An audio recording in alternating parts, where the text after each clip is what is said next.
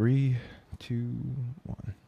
All right, everybody. Thank you very much for joining us. This is the Lone Chemist podcast. This is episode 20, I believe. So, yeah, it's pretty crazy that you guys have listened to my bloviating opinions for 19 times, and we're going to make it another one. So my name is Johnny. I'm the Lone Chemist, and I have a different kind of guest today, so I'm pretty excited. I have a guy named Anton, and he runs a YouTube channel called A Skeptical Human. So I got into contact with Anton through a video that he did, which I really appreciated. Being a person who's studying chemistry for their PhD, my chemistry is related to climate change, essentially anthropogenic pollutants in the atmosphere. And it especially triggers me when I see people that are not equipped to give political or scientific opinions that have no basis to do so. So I really appreciated you kind of going into exactly what consensus actually means, what the term theory actually relates to climate change. I first just to, suck your dick a little bit. I loved your video, and yeah, you have some great stuff, man. Really, I'm very impressed. Thanks. I appreciate that. So I just wanted to get a sense of you generally. So do you have formal education in politics? Do you do political science? Do you have like media commentary experience? I mean, what's your educational background, I guess? It's kind of interesting. I never actually talk about this and bring it up because ultimately, I don't think it really matters what your credentials are. Absolutely. I think if you're making a sound argument, it's going to be a sound argument regardless. If you're presenting facts to support your position, it's going to be equally as valid if you're a garbage man or a Nobel Prize winning physicist. It doesn't really matter at the end of the day. That said, I do have a biology degree that I got from the University of Kansas, specifically in ecology and evolutionary biology. I didn't really. Nice. There you go. Yeah, I didn't really go into college as if I had a career path in mind, and I was like, I will get this degree so I can become this in the future. I was one of those people who basically just went to college because that's what you do after high school. I didn't want to feel like a loser, didn't really have any direction, and I just kind of got the degree, and I was like, well, now what the fuck am I going to do after I graduated? After that, I just kind of, the process of me getting into YouTube, it wasn't like I woke up one day and said, I will become a YouTuber. And I just decided from that point on. It's really been a gradual process of me sort of ramping up to this over the years. I started out at a pretty young age, like 13 years old or so, doing a lot of debating online against creationists, like the atheism versus religion debates. Yeah. Did a lot of that in the comment section. Then from there, when I got a little older, I started doing just some blogging on a crappy blogspot sites. I had a little Facebook page where I did mostly anti-religious writing. And then eventually one day I had the idea of making a YouTube video. I started doing that more, and they were just terrible for probably the first year. They were just the worst things you could possibly imagine. Mm-hmm. Just every aspect of content creation, I sucked at. I was bad at the writing. I was bad at the research. I was bad at recording. I was an awkward narrator, bad at editing. Just every part of being a content creator, I sucked at. But just gradually over time, I've just always been looking for ways to improve, always trying to get better, listening to feedback. And, it's been a couple years that I've been making videos, and I feel like now I'm at a pretty good point where I'm starting to feel comfortable in a lot of these different areas of content creation. And ultimately it's what I plan to make a career out of, just debunking all kinds of arguments that I think are ridiculous, nonsensical, stuff I disagree with, whether it's politics, pseudoscience, conspiracies, religion, all kinds of stuff. I enjoy doing it. I'm really passionate about it, and that's kind of my origin story. Yeah, awesome, man. So, I mean, I don't know if you still watch my channel at all before coming on the podcast and stuff, but I do typically film and media-based content, and I kind of bring more of an analytical or scientific perspective to that kind of medium, which I haven't seen too much. But professed, I've always been a huge political nerd. Ever since I can remember, I've always been into politics. And watching your content, you present arguments, it's not like you're a partisan hack. You look at the objective reality and the credit of the argument that you're actually breaking down. Whether it's in a positive or negative light is a different story, but I've noticed from all the things that I've watched, you just break down the argument to its rudiments and you go claim by claim, and you're very systematic. So it makes sense why you're a scientist and you have a scientific educational background like me. I approach my commentary in a very similar way, where I just want to look at what is true and what is able to be interpreted from the data. So that's really great that you're a biologist. I mean, you're kind of on the dark side. I'm on chemistry, so that's okay. Well, I don't call myself a biologist. I don't actually work in the field.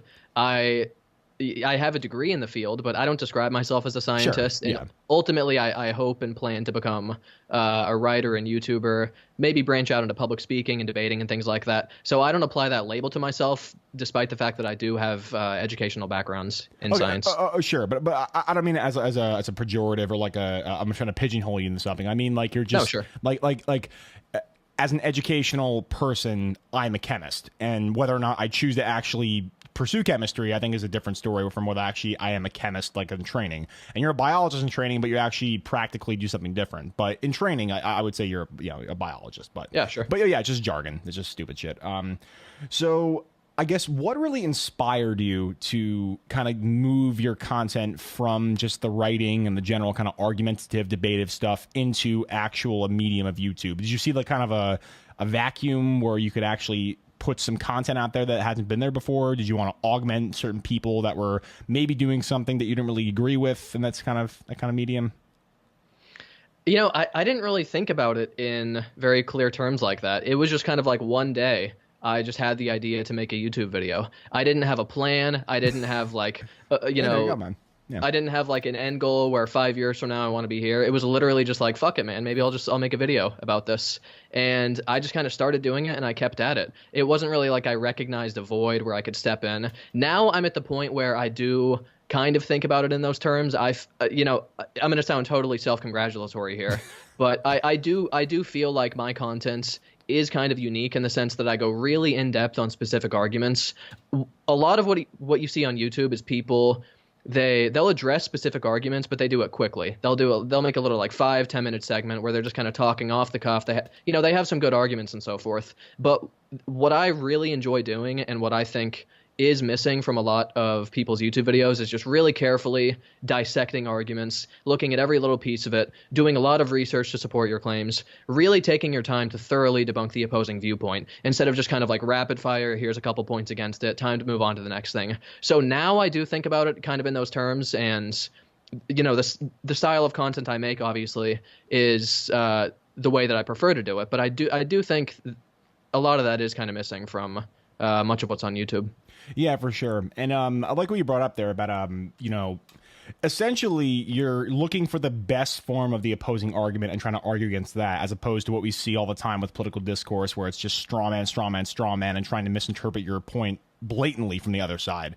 And so like that I feel like is so harmful to discourse, because not only are you not actually presenting your ideas in the most effective way, you're not allowing the opposing argument to be debunked as thoroughly as you possibly can. That means more people can actually latch onto it if there's a misconception of how the argument's supposed to be conveyed. So I mean, I really respect the fact that you actually look at, okay, let's break this down objectively, regardless of what I think about it. What is true, what is not, and what can actually be proven with data, which is, I think is, like you said, it's something that really is missing from arguments today, and at least in political discourse on YouTube and debates and all that. So that's awesome, man. I'll keep giving you fucking rapid fire compliments because I'm a big fan of your stuff for sure. Appreciate that. Yeah, I love to talk about just climate change, which is basically what I kind of discovered your content as. And I have always been a political junkie, but I always thought my channel would be just remain a subjective force in film and analytical. But honestly, man, like the climate change stuff, as a person who studies climate change, like or at least chemistry related to climate change, like it triggers me beyond words that there's just so much straw manning and misinterpretation of the climate data that is just rampant on, the libertarian, the right wing side of things.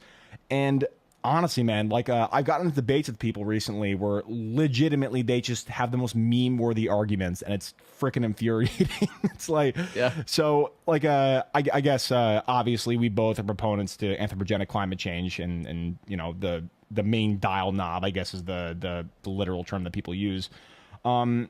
What kind of debates have you gotten into about climate change that kind of forced your hand, so to speak, with some of those videos that you've made? Because you've made quite a number of videos, debunking people like Steven Crowder and all those kind of idiots that spout climate propaganda.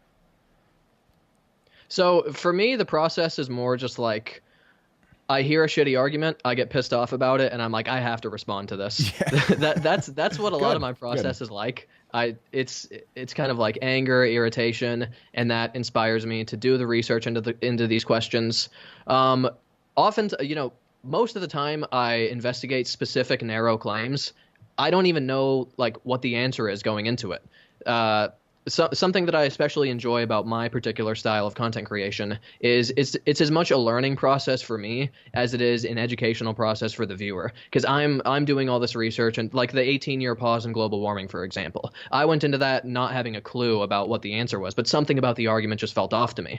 And see, that's how you should actually approach a piece of data that you're unsure about. You shouldn't just spew it off like you know everything. Like that 18-year garbage legitimately makes me furious when people bring that up, because let's talk about what's wrong with it. Well, first, like, tell me, like, because you know, obviously, I'm up to you know, chemical and scientific literature and stuff. Tell me how you approached that problem when you were kind of researching with your video. Like, what would you say that like was the real thing that hit on the head for you? Because like obviously there are a lot of things, like, you know, there are different vortexes of you know, cold fronts and hot snaps and stuff, but like, how did you actually approach it where you were able to you obtain data in an objective way and not have it be this meme of, oh, the Earth hasn't warmed significantly in 18 years, therefore climate change isn't real, which is what we see people doing all the time? Right. For me, the general process for most of my content creation is I start out by first looking at what exactly it is that the opposing side is doing. So first I start out by just looking at a lot of different examples of the argument being made, and then from there I go into researching specific components of the arguments. Now this particular one, it's a very narrow argument, so it really comes down to just asking the right questions. If you want to research any subject, you really just have to ask the right questions when you're doing it. Now, this particular one, it's pretty easy. You just type in like 18-year pause in global warming, you know, what are the facts, debunked, whatever, and you just go from there, and you just kind of branch out as you start asking more questions and so forth. This particular claim, it's you know, it's actually based upon faulty data. This is something that climate change deniers, even to this day, they'll still make this point, even though the data, several years ago, the data was revised by the organization that presented the data. Basically, the problem with this argument is that it was primarily based upon satellite data that was biased, because these satellites, they're subject to orbital drift. So over time, as they drift and move from their original position, their temperature readings no longer are quite as accurate. That's because they're recording at different times.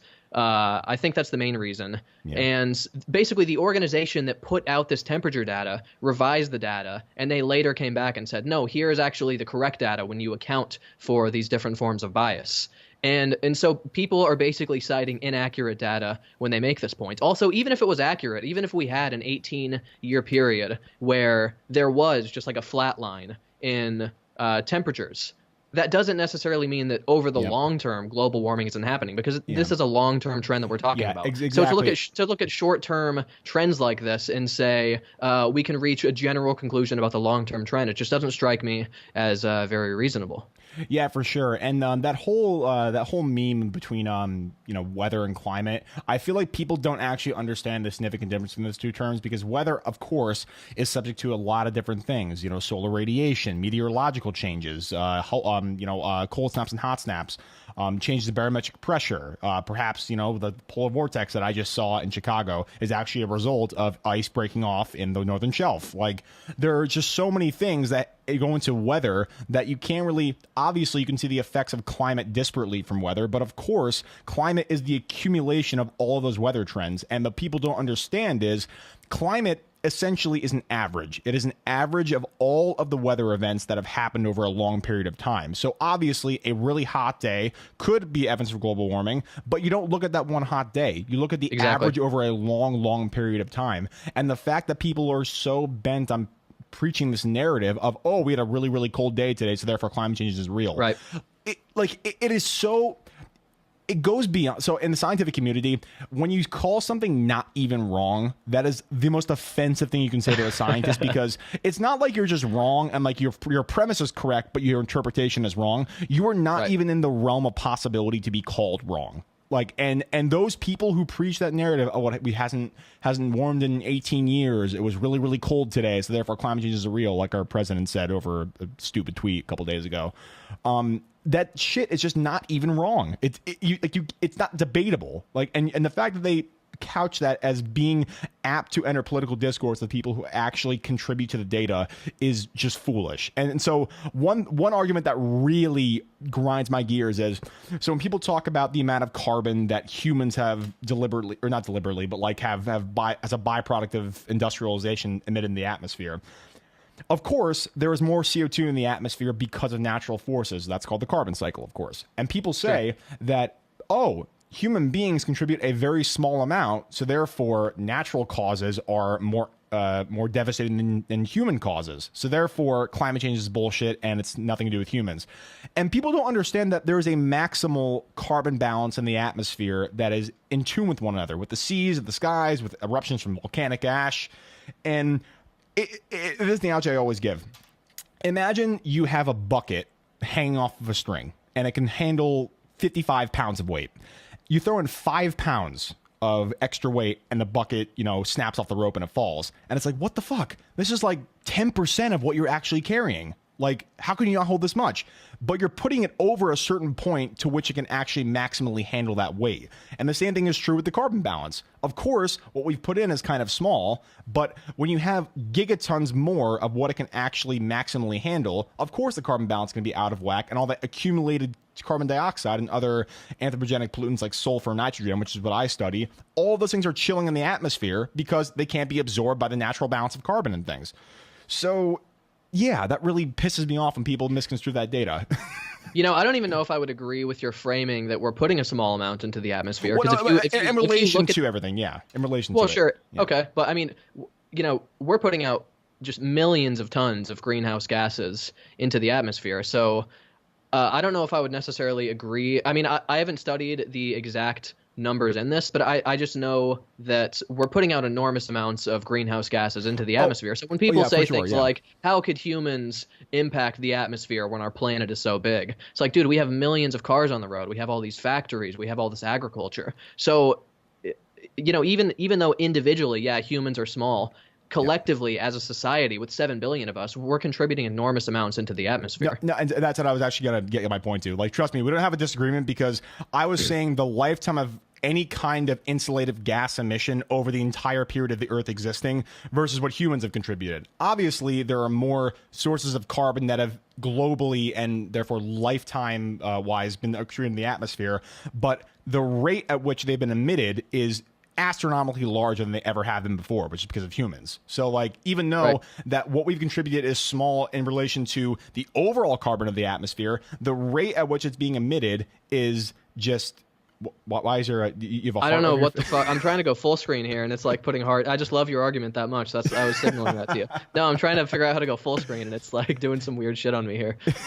I was like, damn, you throw me likes like a super chat or something. Yeah, damn. Yeah, exactly. But I don't know. I don't use Skype very often, so we'll keep going. We'll pretend like that didn't happen. Keep going. Yeah, whatever. We'll just we'll brush that one off.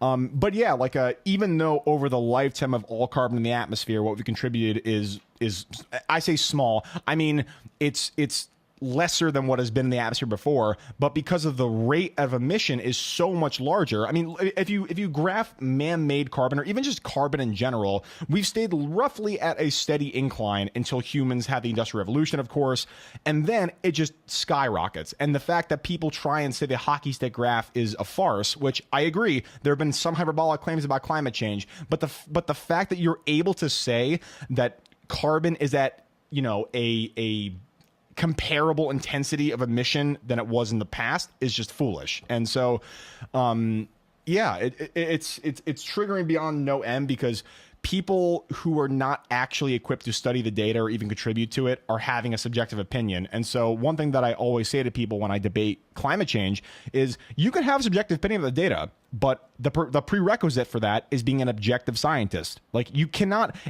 enter an objective field with a subjective opinion without being an objective scientist in said field. Like, I would never ever comment on biology unless I was actually versed in the literature and versed in the actual study of that. And the same thing goes for climate change. People have these flippant opinions about random cherry pick stats like ellipsoidal orbits of the sun, which makes no sense. Like, it's something that we see especially in climate change, but in really all political discourse, where people enter into discourse that aren't equipped to do so. And in my experience, like you said earlier, you can have the best argument of all time even without an educational background, but to comment on science and data collection, you do need, in my opinion, a more objective training in that field.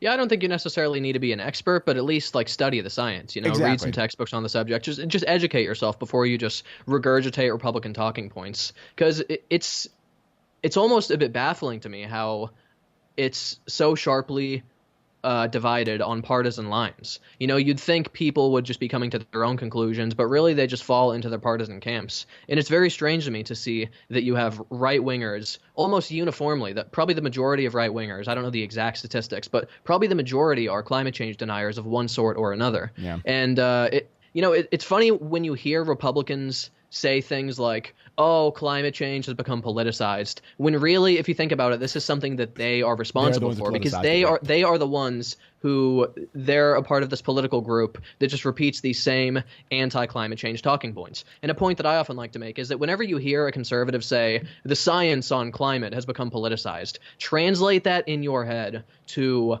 conservatives reject the scientific findings and the scientific consensus on the subject, because that's really what they mean when they say that. Exactly. And also, I mean, like we said before, like, you can be educated in the subject and actually have a subjective opinion after you've versed yourself in the data. But how can you then say that a scientific consensus is therefore invalid? Because let's say 5% of climate change scientists are bought by, the big oil industries. Like, I think William Tapper is one of them. That's just a complete hack. He was like somebody who was kind of disgraced in the atmospheric community, and then he basically took a bunch of money from ExxonMobil and stuff. And actually, there was Willie Soon, Sally Willie Soon. There's some other ones.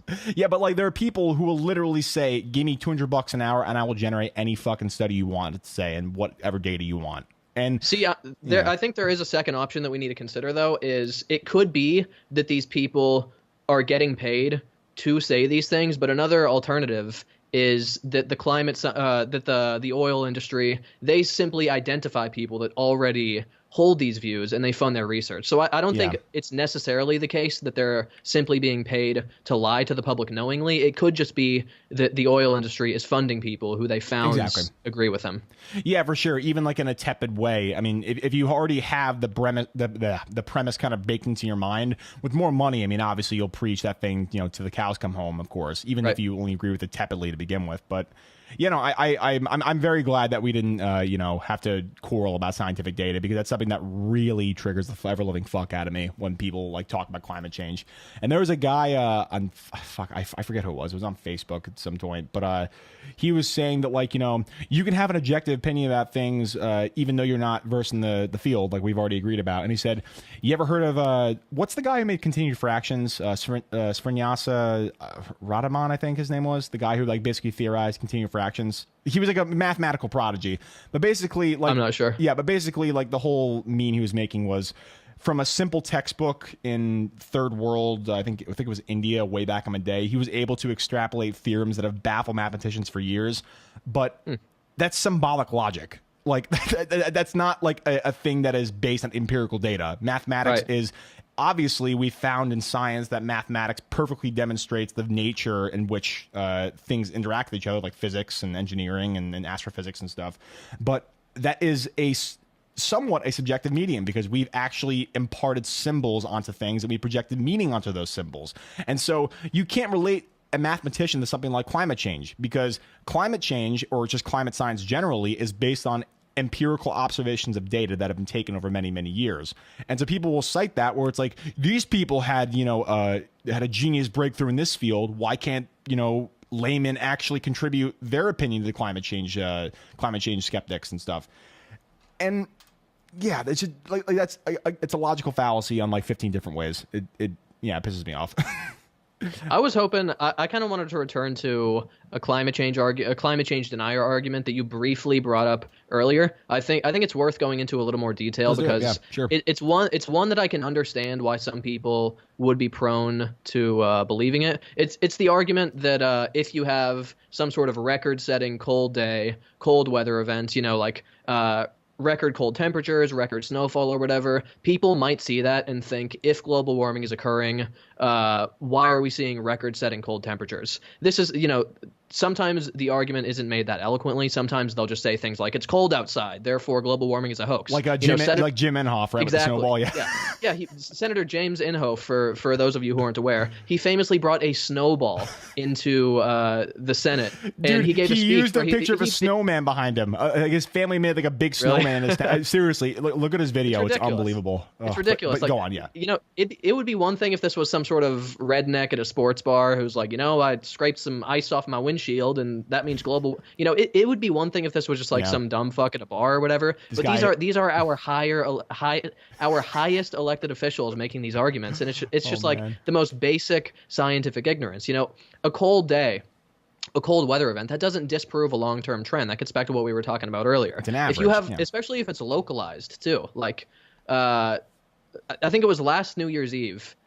The northeastern United States had exceptionally cold temperatures, record-setting cold, and okay, that's just one part of the planet. Exactly. It's a very large planet. So even on that particular day, if you looked at the rest of the world was, I'm pretty sure it was hotter than the average. So you have to look at the entire globe collectively and not just these localized geographical areas. And you also have to look at the time scale broadened out. You can't just cherry pick individual incidents like this. And it's like, okay, you're going to have some record-setting cold events in any given year, but you're going to have way more record-setting hot ones. And that's the other side of the equation that climate change deniers never draw attention to. They'll tweet when it's cold outside, but when there's like a record-setting hot events, they never have anything to say about it. So it's just selection bias, I guess, is what it is. They're only looking at one side of it. Yeah, and it's also kind of a confirmation bias where like they'll bake in their own premise into their mind and then work backwards from a conclusion that actually fits their narrative, which is just so weird because,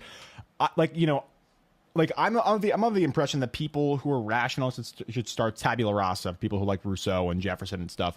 Like people start as a blank slate, and you should actually ascertain data about the world basically make your premises from that or your conclusions from those premises.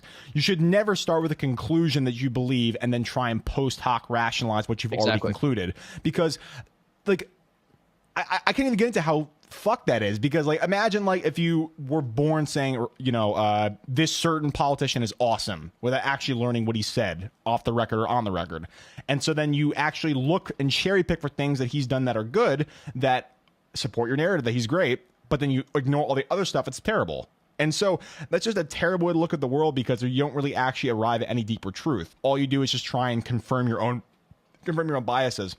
And also, so something you talk about with climate change that really triggers me is people will always cite big snowfalls as evidence for global warming is bullshit, climate change is bullshit. There's no hot on average temperature rise throughout the years. Like people don't understand that winter follows summer, and the warm water has to go somewhere at some point. There's a thing called vaporization that happens when water is heated. It gets turned into gas, and then it goes into the atmosphere. What happens in the atmosphere? Water condenses, and it has to go somewhere. And then based on the meteorological trends of that time where it's vaporized, that will do different things. It could become a tsunami. It could become a hurricane. It could become a snowfall. And so, like, the fact that people aren't able to discern the subtle balance between weather and climate, I think is just the biggest problem, because until we actually get on a cogent way of looking at the world, we're never going to be in the same chain of reality as people that say a snowball is a reason why climate change is bullshit. Like, it's never going to happen unless, like, the public actually is educated, which it sounds pretentious to say, but it's true. Yeah, for sure. You also hinted at something very important, and that's that many of these cold weather events are actually linked to global warming. It seems paradoxical. You're like, if the planet is warming, why would we see record-setting snowfall events? But there are mechanisms that actually link the processes together. Yep. Like with certain snowfall events, like nor'easters, for example, the increased evaporation of water from the warming of the oceans can actually lead to heavy snowfall elsewhere. So that's just one mechanism where the warming is actually connected to these events. It's a little confusing, but if you look into it, it makes sense. Yeah, exactly. And like with the polar vortex, there's this whole thing that's happening with ice shelves breaking off and basically causing almost a snap of cold water to be injected, and therefore it's I mean not cold water, cold air rather. Sorry. But yeah, it's the subtle balance between understanding the warming of, the entire globe, not just one pinpointed hemisphere in the globe, but the globe, and then the implications for, the water cycle or vaporization of seawater. And one thing that really pisses me off is people cite the fact that the ocean water is only going to raise 1 degree if we do nothing. And my head, erupts in flames because people don't understand the Earth is 68% water. Do you know how much energy it takes to warm the entirety of bodies of water on the globe by 1 degree?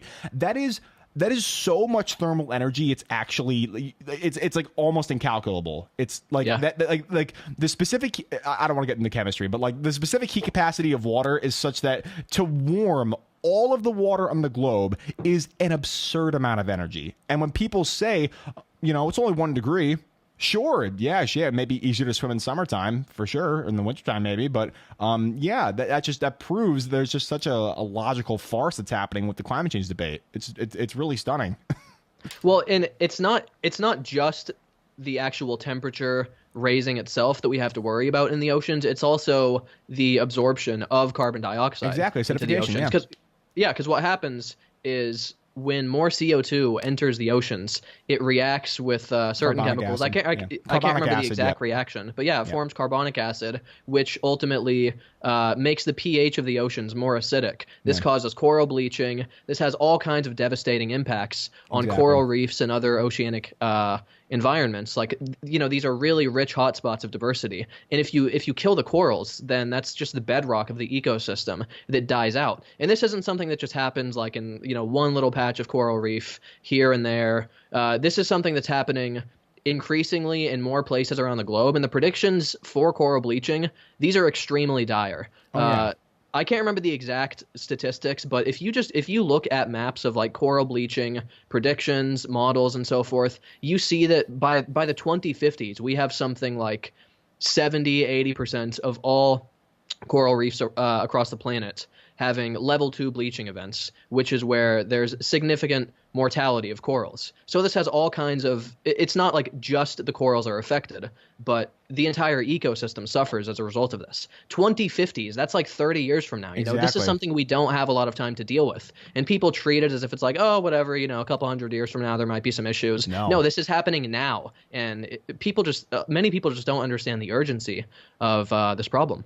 Exactly. There are so many problems that I feel like people aren't even aware of. Like the acidification debate. I mean, obviously, I'm a chemist, so I understand all the chemistry that happens when carbonic acid is released into the water and stuff. But people, could you explain that reaction a little bit?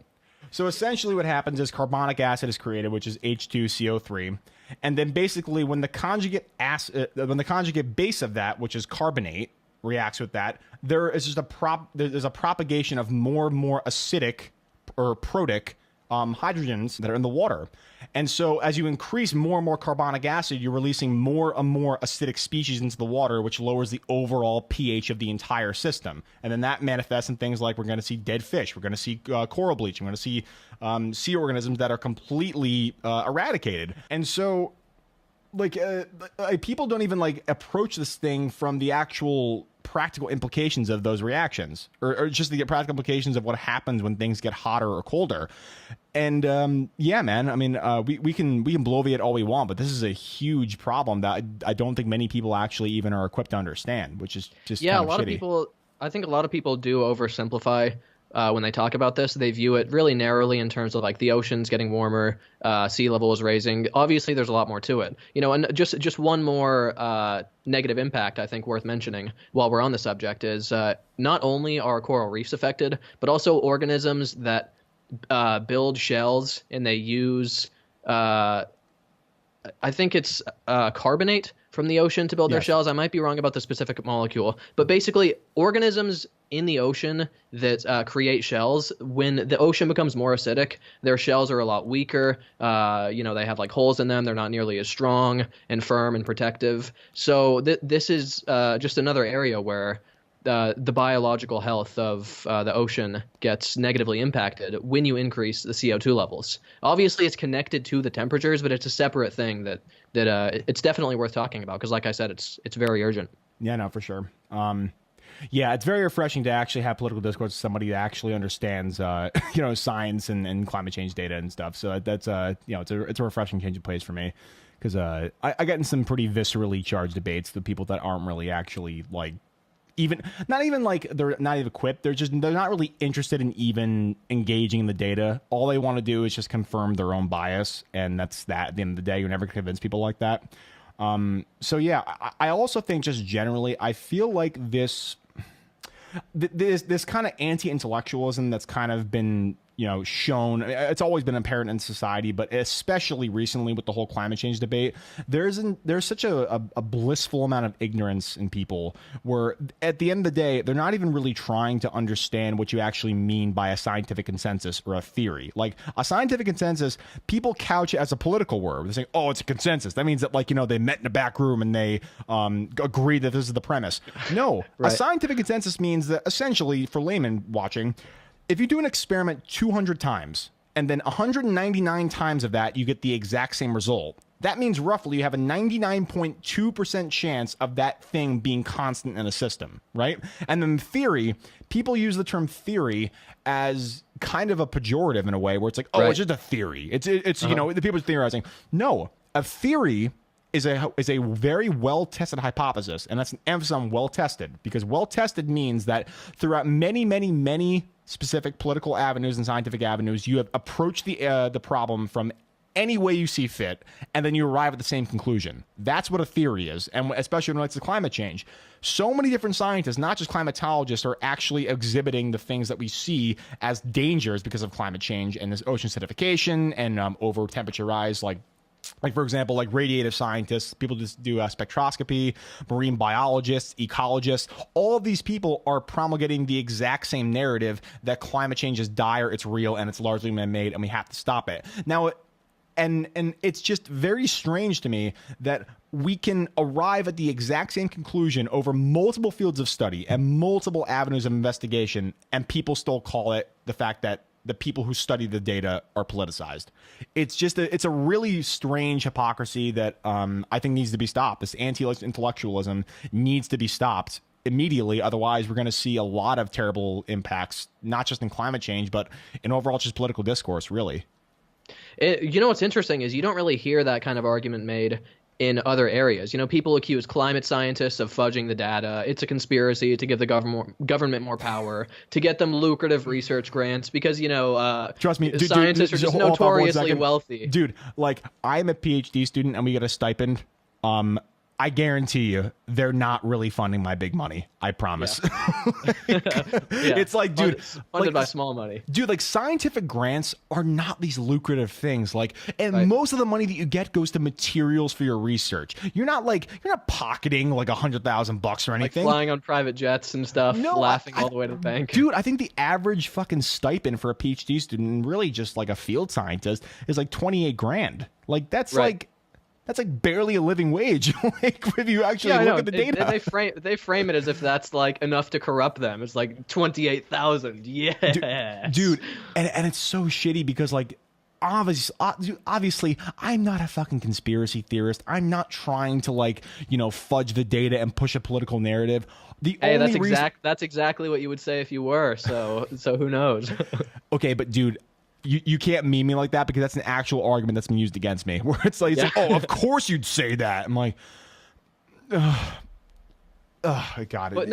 But back to what I was saying, though, is I do think it's interesting that you hear that accusation made against people who study climate science, but you rarely hear it made against people who study like agriculture. Oh, you're just producing these findings so you can get more government funding. So you don't hear it made against geologists or people who study biodiversity. It's just like, it's, for some reason, it's only leveled at climate scientists, and I think that's kind of strange. Yeah, well, I mean, there's also a lot of things going on there, because like climate change related policies, I feel like they're the only ones in terms of the scientific community that would actually stifle some degree of capitalism, or basically it will stifle some kind of monopoly, or even just some kind of amount that we're actually emitting in the atmosphere through fossil fuels or car emissions or anything like that.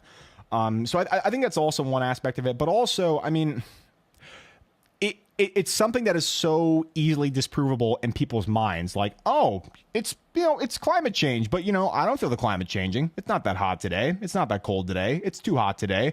Like, it's something that is so keen to be subjective because weather is something that we experience on a second to second basis. But people don't understand the distinction between weather and climate, which I think it's just there's a lot of different factors as to why this has become such a politicized issue for people that actually don't understand the data. And yeah, I mean, I really, aside from doing this, like us trying to preach the fact that scientific data is something that should be lauded and should be actually adhered to, I don't know what people are going to actually do to kind of combat this faux intellectualism, because if we don't, like I said, political discourse and really just scientific interpretation of data is kind of doomed in the populace. Ralph Nader has a really interesting approach to raising awareness of this issue. And he doesn't like the term climate change because he thinks it's too benign and kind of neutral sounding, and he prefers using alternative terms like climate disruption or even climate devastation. So I'm curious, what are your thoughts on that approach? I think actually I was going to bring that up. I think that like changing the terminology would be great. I think climate perturbation is probably a pretty decent term because we're actually imparting an external stimulus onto the climate system. So I think that climate perturbation or climate disruption would be great. I mean, I think that actually it will more accurately portray the issues with climate actually changing. So I think that terminology change would be good because I mean, of course, we've seen the fact that a terminology change in the positive direction is terrible for discourse. We started with global warming, and then when people said, oh, it hasn't warmed for a couple of years, so I guess it's called climate change now, which of course, like, it sounds more benign, but really they are the exact same conclusions, just framed differently. So I feel like if people are more forceful with their actual, and this is something in science that really pisses me, it doesn't piss me off. It's good as an objective science to do this, but because if you ask a perfectly objective scientist, if I'm going to jump off this roof, will I fly? A truly objective scientist should say, to be completely scientifically correct, I am as mathematically certain as I possibly can be that you will not fly if you jump off there. But for other people, that leaves a little bit of like chance that, of course, well, maybe he's wrong, maybe I can fly. And so like I feel like scientists avoid being overly declarative in their language because of that, because they want to be as objectively grammatically correct as they possibly can. But when something has been this blown out of proportion with memes, I think that really people really should start to be a little more forceful with the terminology, if that makes any sense. Yeah, and I'm just anticipating counter arguments where somebody would be like, "Oh, the term climate devastation, it's way too much of climate change alarmism." My response to whenever people talk about climate change alarmism is, yeah, we should be alarmed. We should be very deeply alarmed by what's happening here. Be disturbed. How are you going to look at all of the implications of global warming and all of the negative impacts this is going to have and just be like, oh, well, that's very interesting and we should have no, you should be shitting in your pants on a daily basis when you think about this subject. So it's just a weird term to me, like how it's used as a smear to say that you're alarmed about something that's alarming. Dude, like, you're preaching to the choir, man, because honestly, like, and it's like you said like 25 minutes ago or so, it's like people view this as like a tepid problem that, oh yeah, we might see a couple more precipitous hurricanes or anything like that, but it's not going to be like a huge issue like until after we're all gone. And I'm like, how apathetic do you have to be about the world to view anything through that kind of lens? We're like, well, it's not gonna be a problem for me, so fuck it. How selfish and how self-aggrandizing do you have to be? Because if you, and this is what really pisses me off, if you're a conservative, you should conserve things, right? Right in your name, right? Terminology says conserve things. Make sure everything is as compact and as non-changing as possible. What is a bigger factor to conserve other than the planet that you actually live on? Because if the planet doesn't exist, your beautiful capitalism, your beautiful small businesses, and your beautiful tax breaks won't exist. So like it's just strange how like people that are preaching this conservatism ideology completely throw it out the door when it doesn't suit their own political narratives. It's just it's terrible. It really is. Yeah, that's a very interesting point. Yeah, there's just trust me, I've had I've had more conversations, fuck 2 ways a Saturday, about climate change that literally I've had to like come up with like the weirdest premises and analogies to try and get through to people. But literally people are just cemented in their ideologies. They just don't get it. And so what's the craziest argument you've heard from a climate change denier? What's the one that just like gave you the most pause where you were like, that's so stupid, I can't even process it? It's snowing. It's snowing. Yeah. That's Like, gotta be up there. Like, there was honestly so much wrong with that. I literally couldn't even progress the conversation any further. I literally couldn't. And like, oh my God. Like, because like, okay, let's say like they brought in like some random ass like study where it's like, you know, oh, the precipitous hurricanes are not as precipitous, something like that. Something like super propaganda-esque. At least they've made the effort to actually investigate the issue. They just looked at a lot of shitty sources, which, okay, like terrible sources and you're a fucking idiot for looking at those things, but at least I can respect you for actually taking it upon yourself as a third party to look at the data. If you just look out your window and say it's snowing and that's proof enough for you, I got no patience for that shit, man. I really can't. I can't do it. Did you see Candace Owens' appearance on the Joe Rogan podcast? Oh man, like, dude, that was something else, wasn't it? Oh my God. Like, first, her original premise is where it's like the fact that there is disparity in the scientific community is enough to say that it's not true. And like, yeah, it's a very small disparity. It's not even small. It's minuscule. It's like, and if you take out all the people that have been disgraced in their fields, like it gets even more than 99.6% of peer-reviewed journals that have been released, peer-reviewed articles in journals that have been released support anthropogenic climate change as a dire threat. And so like, the fact that you're like doing this like this pseudo nuance pickling where like you're saying, oh yeah, of course, like there's disparity, so therefore it's debatable. And this is something that actually I wanted to bring up to you, where people use any kind of disparity in a topic as, you know, grounds for entering a debate about it. Like, to me, climate change is not a debatable issue. It really is not. If you look at any kind of scientific jargon or any kind of scientific data, you would understand that it's pretty much a signed and sealed delivered issue. But people use, you know, 2% error, 3% error as grounds for believing the entire thing is bullshit. Like, okay, of course, there were declarative statements that were used in, you know, Inconvenient Truth, for example, right? But people think that plus or minus 10% of error is equivalent to plus or minus 200% of error.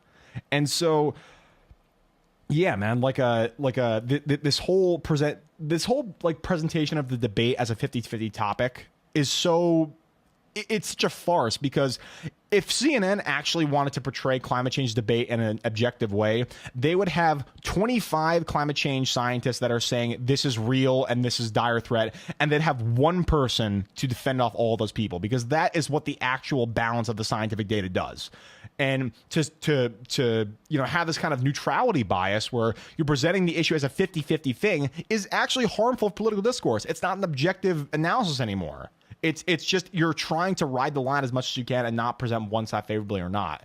And so to say 50-50 side, you present one guy talking for 3 minutes, the other guy talking for 3 minutes, and they duke it out. That's not how the debate should actually work if you're presenting the data and the objective reality of the situation actually in line with reality, I guess, for lack of a better term. Yeah, totally agree. I don't know if you heard, but I think it was NBC recently had a whole hour-long special dedicated to climate change, and right at the outset they were like, we're not going to involve any climate change deniers because the science is settled and there's no value in doing that. And conservatives and climate change deniers were shitting their pants about this. They were outraged. That I read one op-ed in Fox News where this guy made a ludicrous comparison where he was like, oh, if this is like if Galileo was around today, he would be suppressed. Dude, he was comparing climate change denialism to no, I think he said Copernicus was the person he was comparing denying climate change to geocentrism. It's like, no, you have it completely backwards. Like, he was framing the unscientific position as the one that's the correct scientific position, and he was like, oh, we're being martyred like Copernicus was. It was just ridiculous to read. Yes, like. Oh my God, dude! I forgot someone fucking used that in debate with me too. The Copernicus thing, like, you know, Yeah. like you think Copernicus went against the scientific orthodoxy when he was around? Of course he did. That's why we have, you know, the heliocentric model now. And I'm like, dude, you realize you just proved my point for me, right? Like, Well, also, I mean, like, what conclusions people were reaching, 300 years ago, it's totally different from something that we've been studying for decades. Exactly. It's like, imagine that we discovered tomorrow that DNA plays absolutely no role in evolution. It's just completely inconceivable given the mountains of evidence there are supporting the role of DNA in biology. It's similar to the consensus in climate change. Like, there's virtually no way we're going to come out tomorrow and discover, oh, actually, greenhouse gas emissions, they don't cause the temperature to rise, So, like, theoretically, yes, we should always be open to revisions in our viewpoints, and we should always be open to the possibility that scientific ideas can be overturned. But at the end, like, you reach a point where we know so much about a subject that just practically speaking, there's virtually a zero chance that that's going to happen. Yeah, for sure. And like, that kind of goes on the point where it's like the tools at our disposal now are just so much more sophisticated and so much more apt to actually have scientific data truly mean something. Of course, like they had abacuses and shit, and they had, different magnifying glass and telescopic lenses and stuff. But like, the precision and the error associated with those things is like, you can't even compare something like a geothermal satellite of data and temperatures in the atmosphere versus that. Like, you just can't. Exactly. And like, that goes into kind of like the whole, deism versus, I forget what the term was back then about like, what was it was the whatever centric model when like the sun was like was just like a force in the atmosphere, and like the earth was the center. I forget what that entire geocentrism versus heliocentrism. Yeah, that's what it's called. Yeah, I forgot the other term for it. But yeah, I just hope that we can actually shed this faux intellectualism that's coming up from mostly the far right for climate change. I mean, there are some idiot lefties that say that it's not true, but the balance is actually tipped favorably in the left's position for that subject for sure. Yeah, man. As a person who's actually contributing to the data and stuff, it really triggers me beyond no end that people actually will couch as arguments and think that they've actually, I own them, like, idiots. Like, yeah, it's terrible. Well, hey, I was wondering if you wanted to move on to another subject. Yeah, no, I was about to move on. Yeah, for sure. All right, so we talked about this kind of faux centrism a little bit with the CNN climate change kind of thing, where people present both sides as equally valid.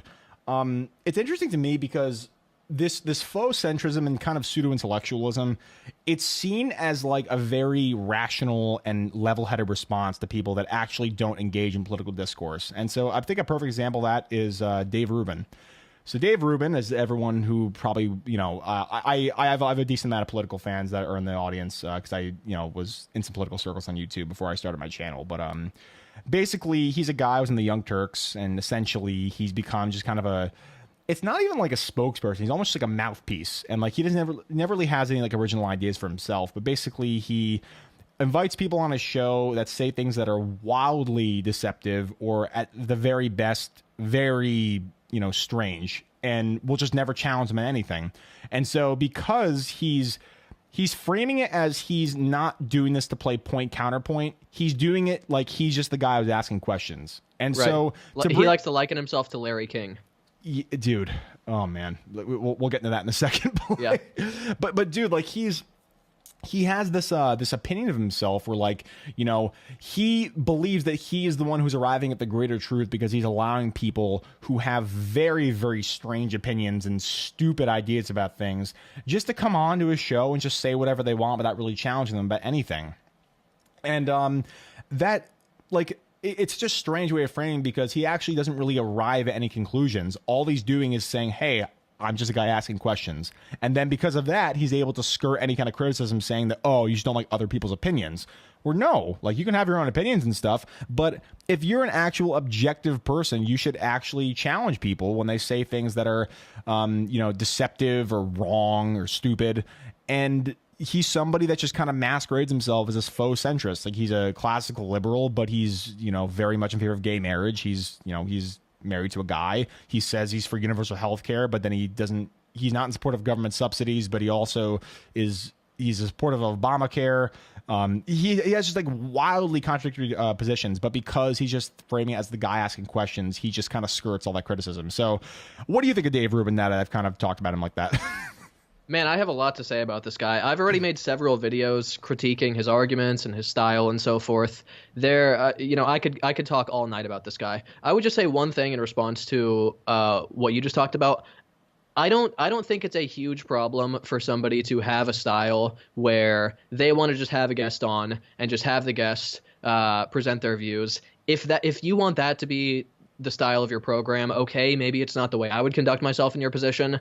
But if that's the way he wants to do it, it's not something that particularly outrages me all that much. What bothers me about Dave Rubin's just general style on his channel is that he often presents himself as just being sort of this neutral arbiter who will have guests from all across the political spectrum on, and everyone's getting to share their views. So what's the big problem here? If you actually look at the lineup of guests that he's had, I haven't done like a rigorous statistical analysis of this, but just looking through the interviews that he's done, you see way more prominent right-wingers, especially prominent in the YouTube sphere, than prominent left-wingers. I could only find one progressive who I would consider like one of the giants in the YouTube sphere. It was Jimmy Dore, and it was like 3 years ago, and they talked mostly about comedy. Dave Rubin's, really? Like 3 years ago, and they talked about stand-up comedy and stuff like that. So I mean, it wasn't even like a big resounding defense of leftist policies. People like Cenk Uygur, Anna Kasparian, Kyle Kulinski, David Pakman, many of the people who I consider some of the biggest names in progressive YouTube just haven't been on his program. And even when he does have nominally left-wing guests on his program, oftentimes they spend a considerable portion of their conversation bashing the left, bashing SJWs. It's not like he brings somebody on and they're forcefully defending left-wing views, but they spend a good portion of the time attacking SJWs and outrage culture and things like that. So it kind of annoys me that he presents himself as if it's a balanced presentation of all views, when really I think it's pretty clear that it's an anti-left slanted channel. That's mainly what annoys me about just his general presentation. Yeah, for sure. It's like faux centrism. You're presenting yourself as middle of the road and having all these people on, but really all you're doing is just like giving one side a mouthpiece and the other side you're just kind of bashing. Like, and this kind of brings in another thing. So the use of the term SJW or leftist as a pejorative has been incredibly effective for people that want to smear people that disagree with them. Like, what's wrong with being an advocate for social justice? Tepidly nothing. But if you attach the term SJW to it, it immediately confers a bunch of terrible things. A person who wants to shut down debate, a person that doesn't want to be disagreed with at all, a person that's going to scream on a countertop because Trump got elected and stuff. Right. And it just confers so many shitty things on people, where that's how the entire left is viewed, because they've just been using that over and over and over again as a pejorative. And I'm just curious, like, what do you think people can do to actually combat that? Because it's been so effective up till now. Well, number one, actually look at what it is that people on the left believe in. It's one thing to do what Dave Rubin does and just cherry pick isolated incidents. Oh, there was a Trigglypuff, there was some sort of campus protest. It's one thing to just cherry pick isolated incidents of this that blew up on social media. Yeah. But how about you actually look at the polling data where people ask people on the left, what do you believe about these questions? Yeah. When you do this, what you find is that people on the left, a majority of people on the left, are on the pro-free speech side of questions, whether we're talking about banning hate speech, whether we're talking about banning offensive costumes on college campuses, whether we're talking about deplatforming people.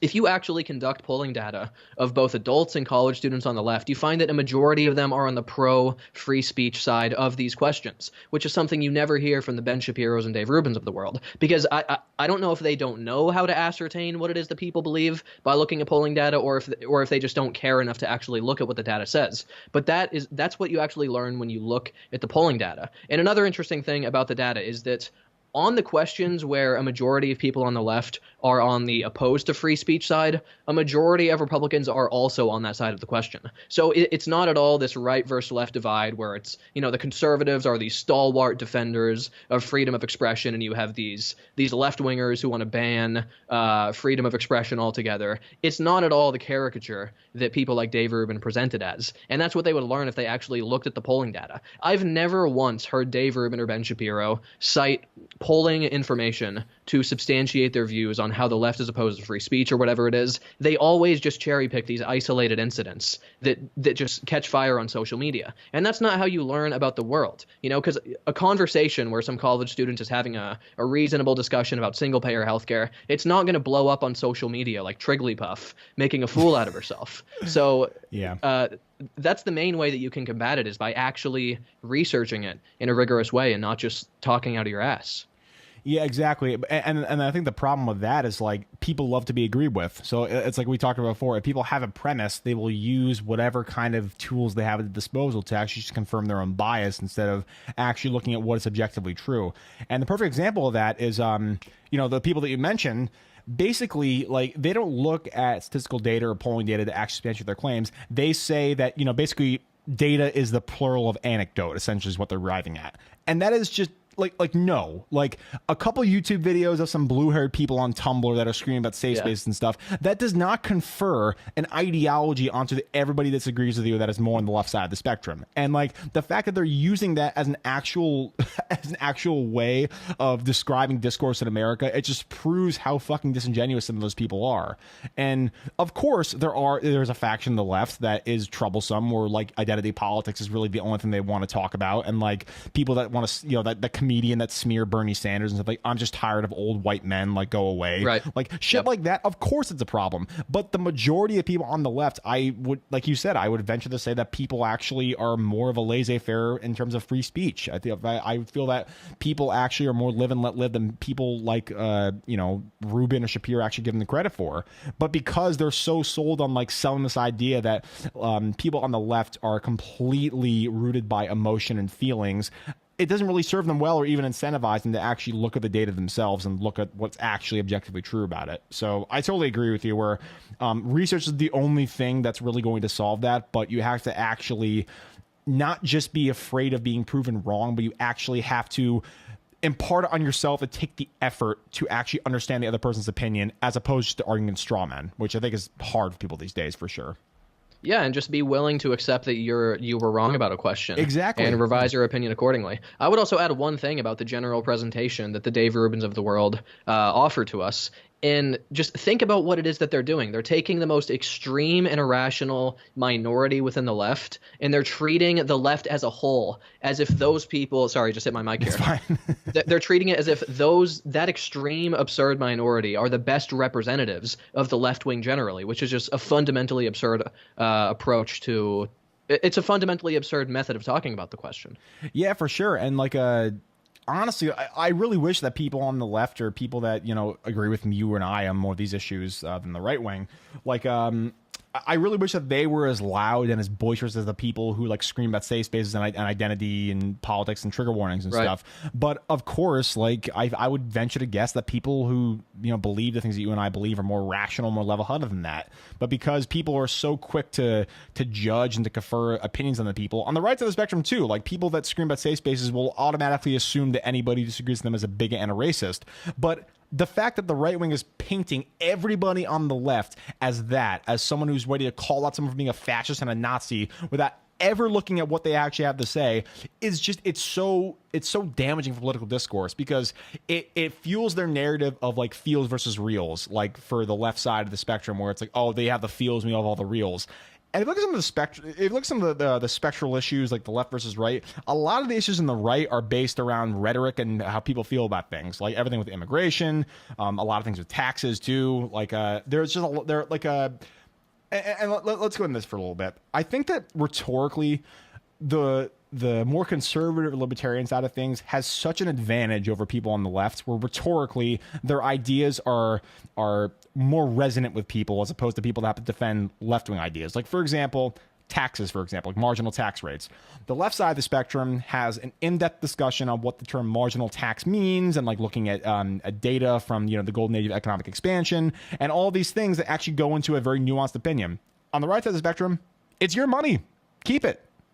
Like that is succinct, that is easy to understand, and is easy to back up and defend. And like even though there are just so many different things that are wrong with that premise, like the whole taxation is theft meme, for example, like the rhetoric is so much easier to defend, which is just so crappy, because even though that logical ideas may have a semblance of what is aligned with reality on the left, people on the right just have these rhetorically resonant talking points that really just don't really even say anything at the end of the day.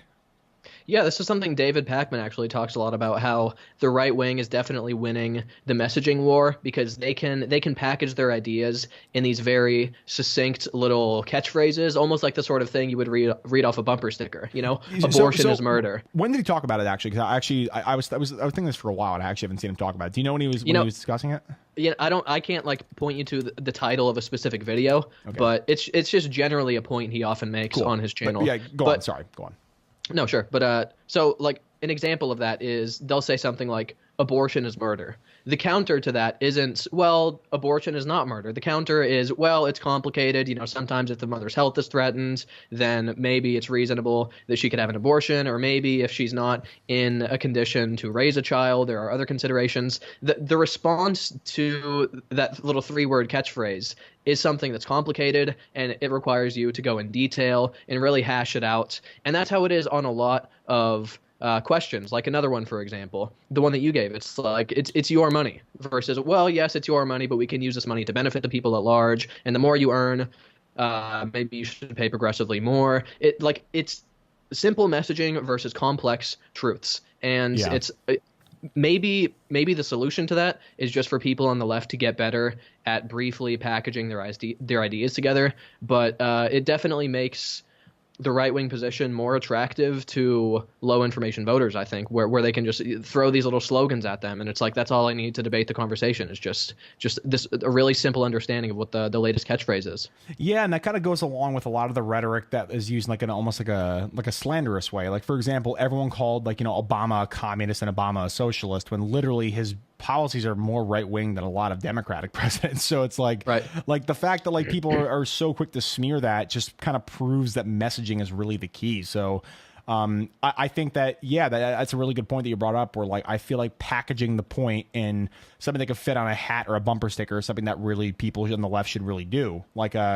I mean, do you have any ideas for slogans for the Democratic Party, or just off the top of my head, I can't really think of any good ones, but it's also not the kind of thing that I think we should be too quick to call for. Like on the one hand, yes, it's important from a messaging perspective, but the other thing to consider is we don't necessarily want people to just have these superficial, surface level understandings of questions. We want them to take a very close, thorough look at the question. So off the top of my head, I don't really have any good counter narratives to combat this with, but it's definitely something that I think we could benefit from, even while still advocating deeper research into these questions. Oh, for sure. I definitely, and as a person who is very analytical, I'm a scientist, and so are you.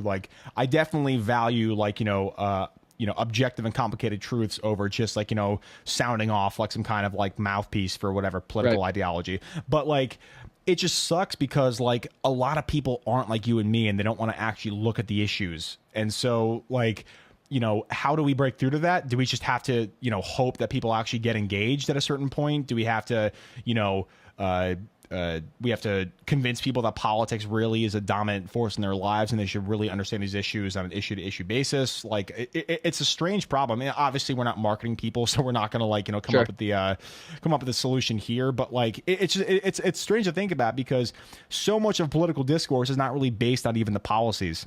And it's just, I don't know how we're going to solve that for actually communicating ideas effectively. Yeah, I think that's a question for wiser people that specialize in that area to answer. Yeah, you wanna shit on Dave Rubin some more? Go ahead. Yeah, please. Awesome. Well, what are some other points I wanted to make about him? I have a couple notes I wrote down here. Oh wait, did you see his interview with David Pakman? Yeah, dude, I actually made a video debunking some of it. Let's talk about that. Let's talk about some of the stuff he talked about there. All right. This was about a year ago. I think maybe even longer.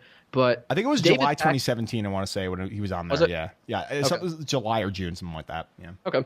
David Pakman, he is a very tough interviewer. He asks very incisive questions, but he's also very polite when he does it. Yeah, exactly. If you watch that interview, Dave Rubin just crumbles. He looks visibly uncomfortable the whole time. I can't read his mind, but just based off his body language, he's shifting around. He looks uncomfortable with I understand that. I hear that. Yeah. And yeah, so like some of the points he made in that interview are just completely ridiculous and just not at all in line with the facts. Like at one point he said, "Oh, most Republicans don't even care about gay marriage anymore." Bullshit. And you look at polling data from right around the time of that interview, and you find that a majority of Republicans are opposed to gay marriage. So if you put it on the ballot, they would vote against it. So he just makes a bunch of completely non-factual claims throughout that interview. Another point he made, he said, he was like, generally, I think the right wing is more tolerant of the left wing because I get way more invitations to speak at right wing organizations than left wing organizations. It's like, yeah, maybe that's because they view you as their ally in a lot of ways. He's a useful idiot. And it's like, they're not inviting him because they actually want to like pick his brain about what he thinks about politics. It's because he will never challenge anybody that has anything insightful to say that might disagree with what he thinks. Like that is the only reason they invite him to those things. Like it's not because, he's some really interesting ideas from the left. Like, we should have like a good, intellectual debate about these things. Of course, that's not why I invite Dave Rubin. Dave Rubin's a fucking moron. Yeah, and plus, he spends half the time on his program, it seems like, bashing the left. So what left wing organization would be like, who is going to headline our lineup of speakers defending left wing ideas? How about this guy that constantly bashes the left? It just doesn't make any sense. Yes, he said that what leftism or progressivism is like a mental illness, something like that, something crazy. Like, yeah, he said that at one point, I think in a conversation with Ben Shapiro. He later walked it back and he was like, I was being hyperbolic, but what an outrageous statement to make. Yeah, exactly. That's you're the one who preaches tolerance of ideas, and you're so pithy. You're gonna actually say that an ideology you disagree with is a mental disorder. It's like, please, spare me. With that interview specifically, though, he really had some strange things, like classical liberalism. I was actually uninformed about this almost entirely until that interview, where I knew that classical liberalism and OG libertarianism is those are basically the same exact thing with a couple social things here, a couple social things here and there that are kind of different, but economically they're pretty much synonymous. And so when he talked about universal healthcare, that is something that does not exist in the idea of a classical liberal, where anything that the free market is able to provide, not well, not bad, not any kind of adjective you want to give, just generally the government should have no role in that, and it should be completely regulated by the free marketplace. And so for him to say, I'm basically for single payer healthcare, no, that means you don't even understand the ideology that you actually proclaim that you are. And right.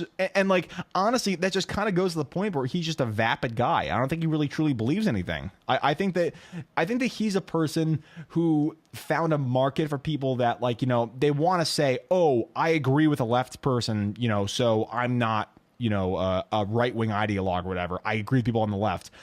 And I think it's his role. I think he's a useful mouthpiece for people that actually want to be agreed with, which is just very strange. And the fact that he has such a basic misunderstanding of what a classical liberal is and what universal healthcare actually means and how they're diametrically opposed is just hilarious. Yeah, I also wonder how much of that is him just sort of pandering to the audience. Obviously, David Pakman has a very left-wing audience, so maybe he was just sort of saying that to gain a little sympathy and make it seem like there's more ideological camaraderie. Whereas if he was on the Ben Shapiro show, he might be more... It's evil. It's for slavery. Yeah. Well, I don't know if he'd go that far, but he'd probably be more likely to be like, well, I've been hearing some interesting ideas about right-wing proposals on healthcare. I feel like maybe some of that is just pandering to the audience. Maybe he genuinely does believe that single-payer healthcare is what we should have, and if so, then good for him, I guess. But like you said, it's not at all in alignment with the libertarian viewpoints that he holds. So there's definitely a contradiction there. I don't know if he even believes those things, to be honest with you, because wait, what was the thing he said in that interview? It was something about capital gains rates or or capital costs, for his studio. And it's I want you to be able to, expense people to work for you and, to make all the money that you possibly can. And Dave's like, but Dave, isn't that a problem? Everything you said is pretty much tax deductible. How can you hold those two? Right. He's like, I hear that argument. And I also would say that you do have the right to keep all that you earn. And I'm just like, how can you be that ill-equipped for an interview? I'm curious because literally David Pakman, he politely and nonchalantly just books every single thing that he brings up. And literally he's like, my budget back, man. Do it another time. Sure. Like, yeah, I mean, frankly, it was embarrassing. And his appearance on the Joe Rogan Experience a couple months ago was even worse. It was just absolute self-embarrassment. What was the thing he said? It was like iPhones can replace like standards of regulation and stuff for like housing and shit. Yeah, Oh. so they talked about two main things that really stuck out to me, and I did make a video kind of debunking and laughing at some of these arguments on my channel. One was building codes, where Dave Rubin was basically advocating the idea that we don't need building codes and regulations because you can figure it all out yourself, and the construction workers They want the things that are good. Yeah. Right, yeah.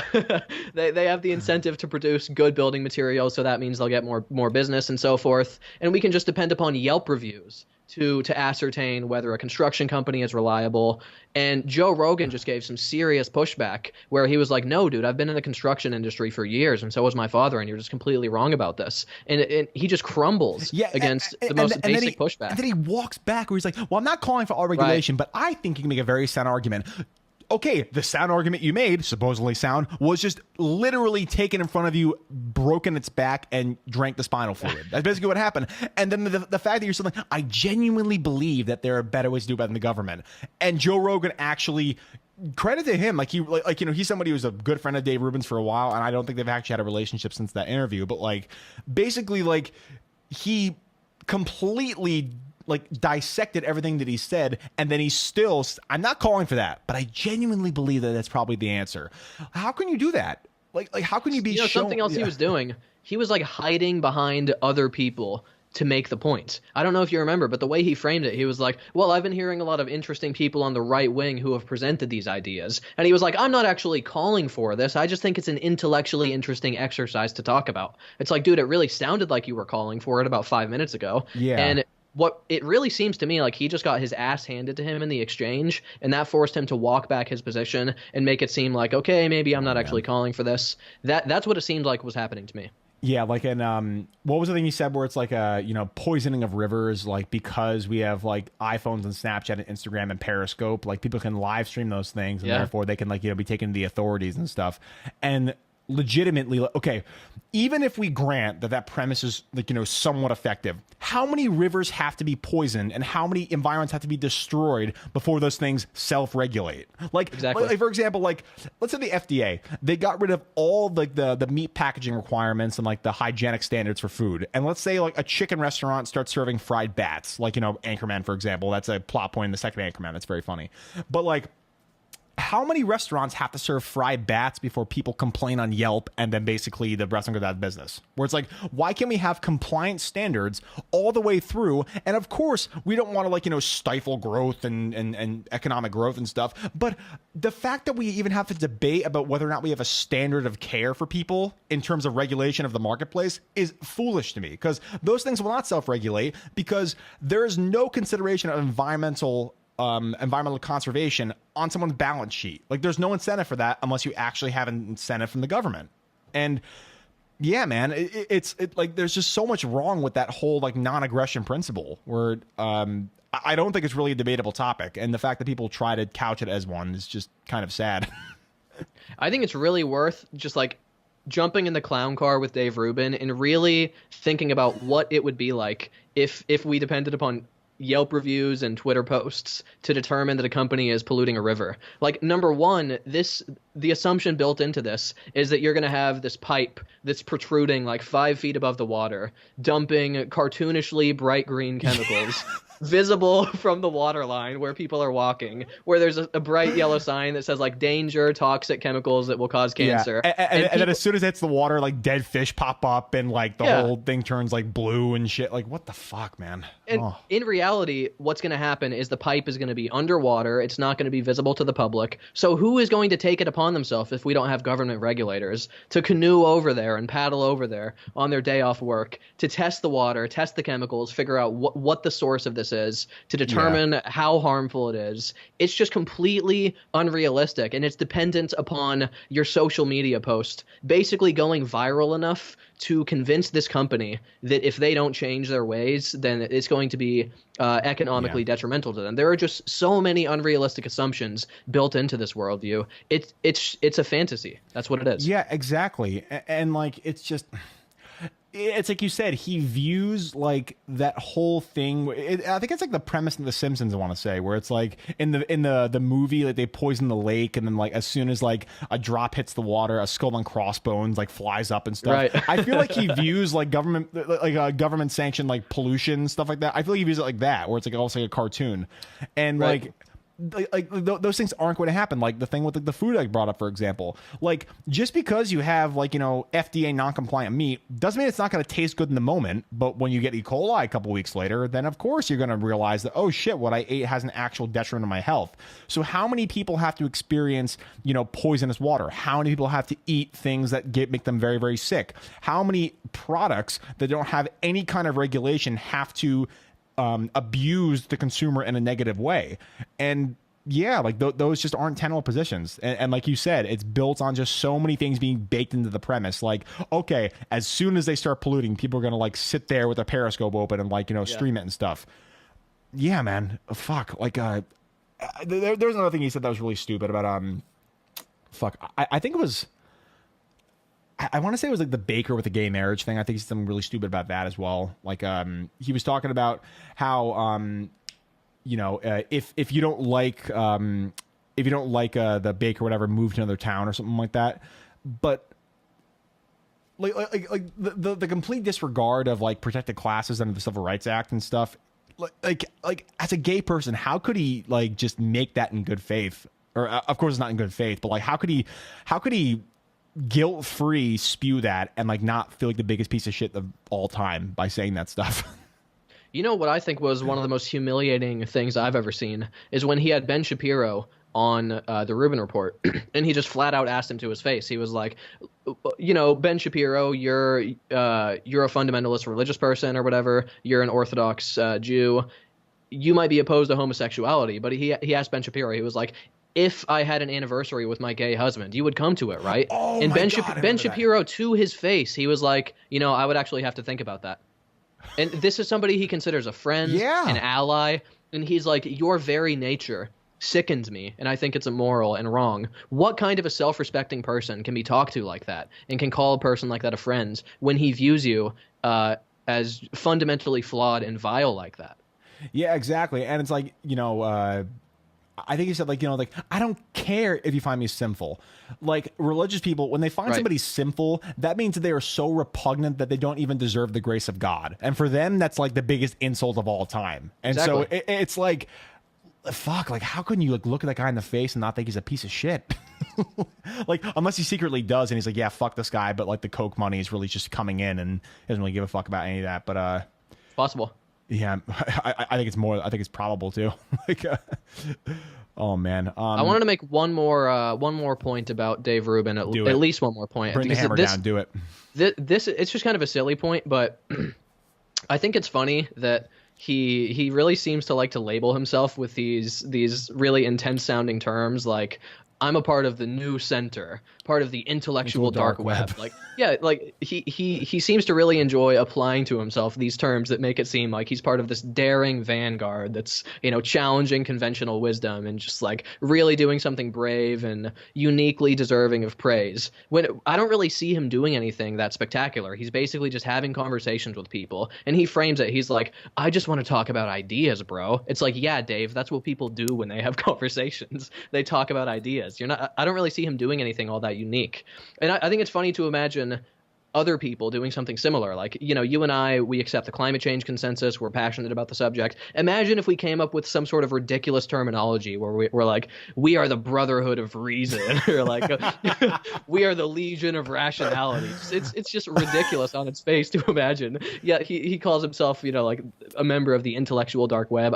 I just think it's goofy and just worth laughing at. Oh yeah, it's so goofy. And also, like, he's somebody who like associates himself with people that like, hate labels and stuff. But nobody loves labels more than Dave Rubin. Like, literally, the regressive left, like, are not progressive but regressive. And I'm an intellectual, absolutist and a free speech advocate. But I'm also a classical liberal. I'm part of the intellectual dark web. It's like he always like attacks people for using like you're going to reduce somebody to labels and you're going to reduce somebody to like a term and stuff. And literally, you're the label king. Like you have a back room and you just have like little like staples like labels and and just post on people. And like the fact that you were able to confer all those labels on other people and yourself and then attack people for using labels in the first place, it just kind of proves how intellectually vapid he really is. Here's another good example of that. He claims to be all about free speech and opposed to safe spaces. This guy blocks more people on Twitter than anybody I've ever encountered. Have you gotten blocked? Oh, he blocked me like 4 months ago. Yeah, Nice. I was tweeting at him. I can't remember exactly what it was. It was before, I think it was before Politicon. I thought he was one of the people that would be there. And I was tweeting at him. I was saying, like, you're probably just going to, regurgitate the same 3 boring, uninteresting talking points you've been making about how SJWs are bad. Free speech is important. Sure, he makes some good points, but these are just really basic ideas that aren't very original or intellectually stimulating. And I was just kind of shitting on his basic approach, and he blocked me. He blocks so many fucking people. Click on any post that tags at Rubin Report, and you'll see like a dozen people saying, screenshot the tweet. I can't see it because he blocks me. He blocks so many people, so he creates this intellectual safe space for himself on Twitter. Then he goes onto his program and condemns safe spaces and talks about how important it is to engage in the battle of ideas that he runs away from by constantly blocking people who are criticizing him. It's ridiculous. Dude, 2 things. So, 1, do you know the Progressive Voice by any chance? Do I know what? The Progressive Voice, he's a YouTube channel. Oh, yeah. Yeah, I'm familiar with it. Yeah.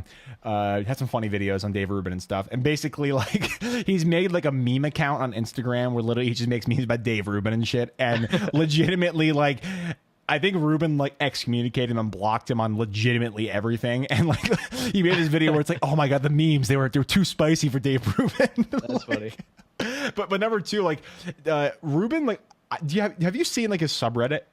By any chance? Yeah. Dude, like that place like has just become dedicated to shitting on him. Like I think Sam Cedar, like a caller to his show, like was talking about like literally, I think to quote him, like it's become a haven to dunking on him. Where literally there hasn't been a post in like forever. Like you're a grifter, you're a fraud. Debate Sam Cedar, debate David Pakman, like you're a fraud. Like, and the fact that like the official community that is like basically made to rally like with him is just shitting on him. That's just delicious to me.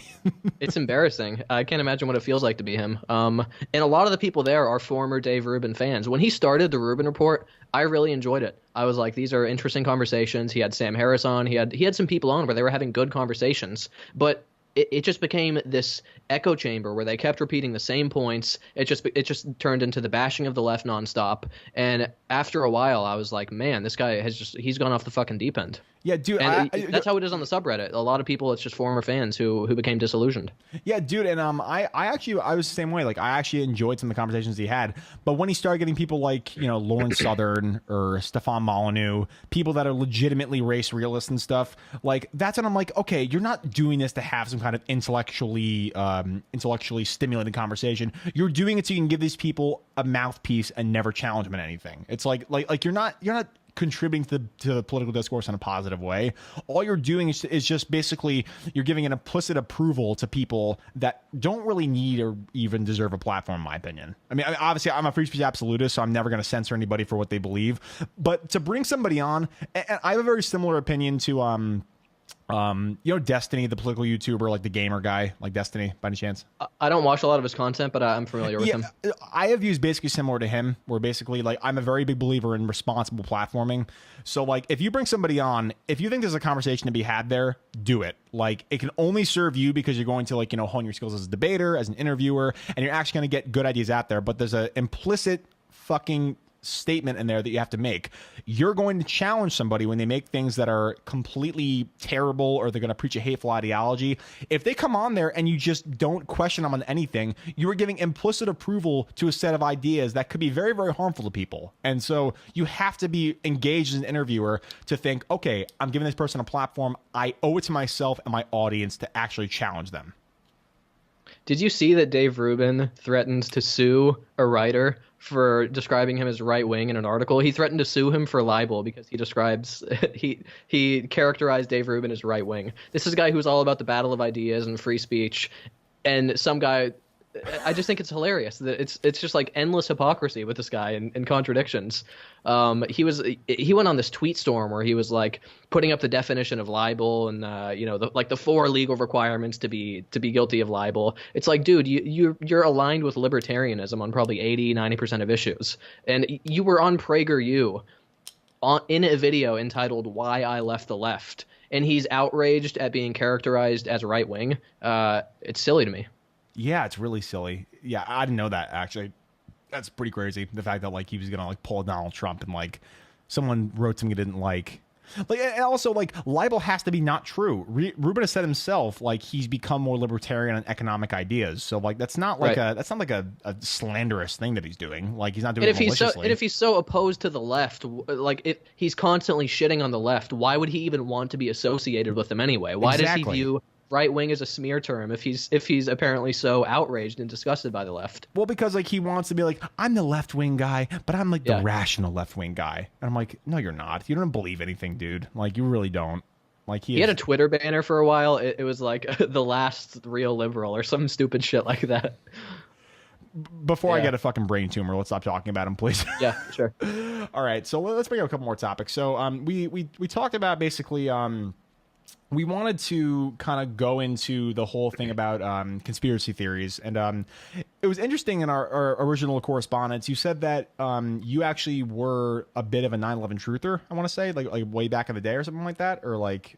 I was a huge 9/11 truther. Really? Not a bit. I was a huge one. Very passionate about it. Knew all the arguments front to back. Debated it constantly. Really? So please, like talk a little bit about that, like your formation of those ideas and like how you actually got out of that hole, I guess. Yeah, sure. So this was at a very young age. It wasn't like this was last weekend or whatever. Yeah, for sure. I assumed. This was probably from, if I had to put like numbers on it, it was probably from about 14 years old to 17 years old. I was very active online though, so I was like constantly engaging with different viewpoints and debating people and so forth. And I went through this conspiracy theorist phase where that wasn't the only conspiracy theory I believed, but it was probably my main one. The reason that I believed it was probably the reason a lot of conspiracy theorists fall down the hole is I looked at the documentaries, I looked at the evidence, I found it convincing, but I only looked at one side of the conversation. I was living inside of an echo chamber where I would go onto these forums where I would be talking with like-minded people. 95% of us agree with each other. It's just an echo chamber where we're constantly affirming each other's views. When a person comes in who disagrees with us, everyone dogpiles on him. Not at all a fair debates. You're getting affirmed with, likes on the forums and so forth where you think, man, I'm fucking killing it. Everyone agrees with me. This is great. But really, I was just living inside of an echo chamber. I never actually took the time to thoroughly investigate the so-called official story. I never really carefully looked into counter-arguments to my position. I knew all of the arguments front to back. I could make the case better than just about anybody. I debated it constantly online, but I never really did a careful audit of my own views to see what was wrong with them. And the way that I escaped it was pretty much by just becoming an all-around-the-board better critical thinker. This was a gradual process. It wasn't like a one-day event, but it's, I started out reading a lot of the atheist literature, atheism versus religion, and so forth. From that, I sort of branched into debunking of pseudoscience more generally, and then I just kind of branched out to just really learning more about how to think critically on a wide range of subjects, and that started to sort of bleed over into my former conspiracy theory views. So I started looking into it more. I started looking at the actual explanations for things, started looking at all the flaws in my logic. Excuse me. That I never really took into consideration. And eventually I just got to the point where I was like, I don't believe this shit anymore. And I see just so many flaws with what I used to accept. Yeah. Well, I mean, of course it's great because like, I feel like the whole 9/11 truthism thing, it's like, I mean, of course, Occam's razor, like in symbolic logic, basically like the most easily arrived at or the easiest answer is probably the correct one. Like I just find I have a really difficult time believing like memes of George Bush and shit aside, like I really find it difficult to think that like there's this massive government conspiracy where all this stuff could be explained by these very minute details of the incident and different vantage points of cell phone footage that was taken and stuff.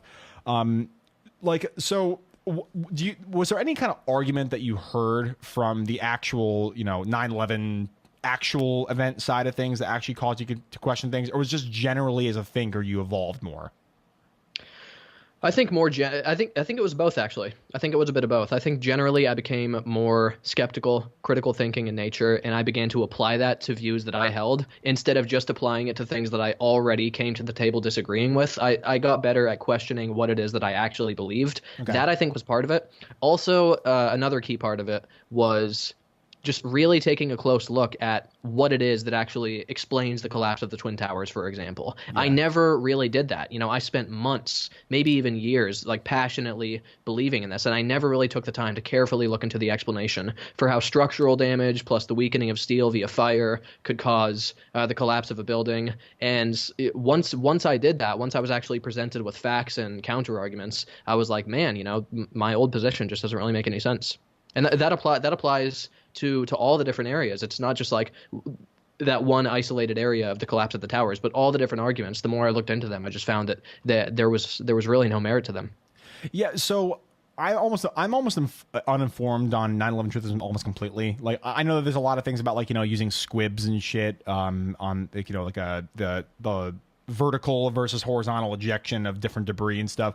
So what is the argument that people actually use on 9/11 truthism, the side of things, that they actually vociferously believe that it's a conspiracy theory? And how did you actually get yourself out of not believing that specific argument?